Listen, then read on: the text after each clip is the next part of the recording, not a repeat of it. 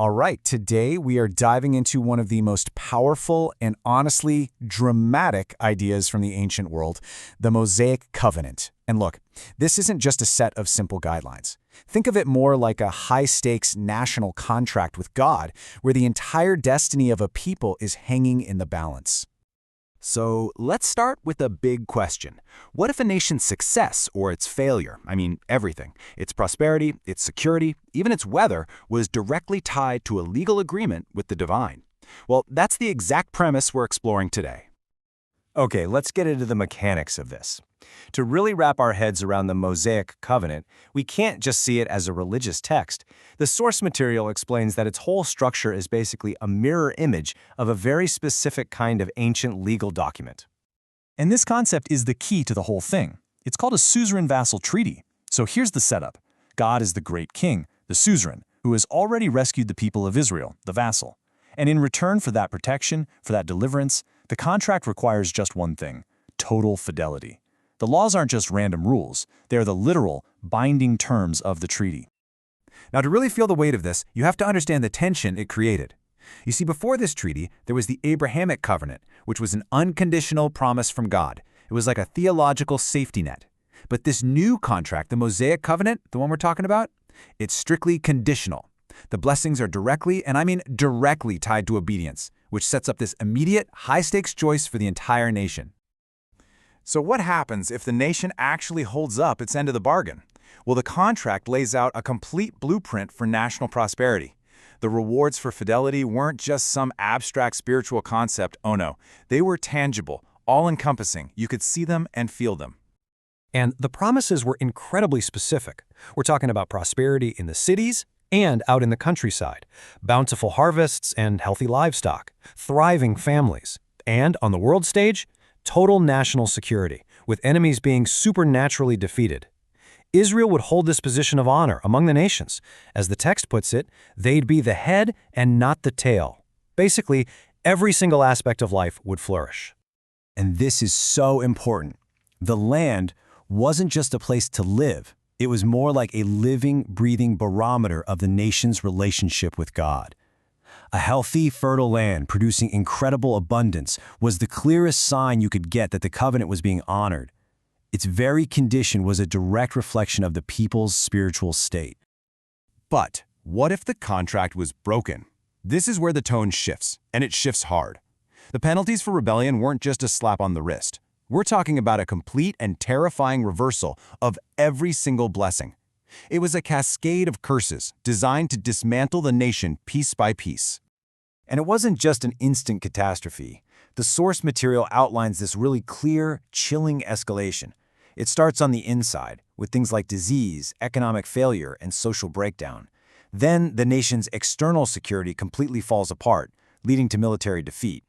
After that, the land itself turns against them, which leads to the final devastating stage: total national dissolution, exile, and being scattered across the globe. Listen to this quote from the text. It's just haunting. It so powerfully illustrates that third step, the environmental collapse. A sky of bronze and an earth of iron. That means no rain and ground that's totally impossible to farm. The very source of life and prosperity becomes an instrument of judgment. Now, what's really interesting is that different parts of the ancient text describe these curses in slightly different ways. As you can see here in Leviticus, the judgment feels really personal and direct. God literally says, "I will set my face against you." It's an active, divine intervention. But then you look at Deuteronomy, and it's described as more of a systemic collapse, where breaking the contract just logically leads to natural and political disasters. So one feels like a direct punishment, while the other is like the devastating, inevitable result of a broken system. And get this, there's this fascinating, almost poetic detail in Leviticus. One of the covenant laws was that the people had to let their farmland rest every 7 years, a sabbatical year. But they failed to do this. So the text says that during the exile, when the land is desolate, it would finally get the rest it was owed all along. The curse on the people becomes a kind of restorative justice for the earth itself. How wild is that? So after all that doom and gloom, you might think, well, that's it, game over. But the contract had one more crucial section. The curses were actually designed to be disciplinary, not final. There was a built-in escape clause, a clear path back to life and restoration. And the text is crystal clear about this. The path to renewal begins when the people, scattered in exile, finally take the consequences to heart.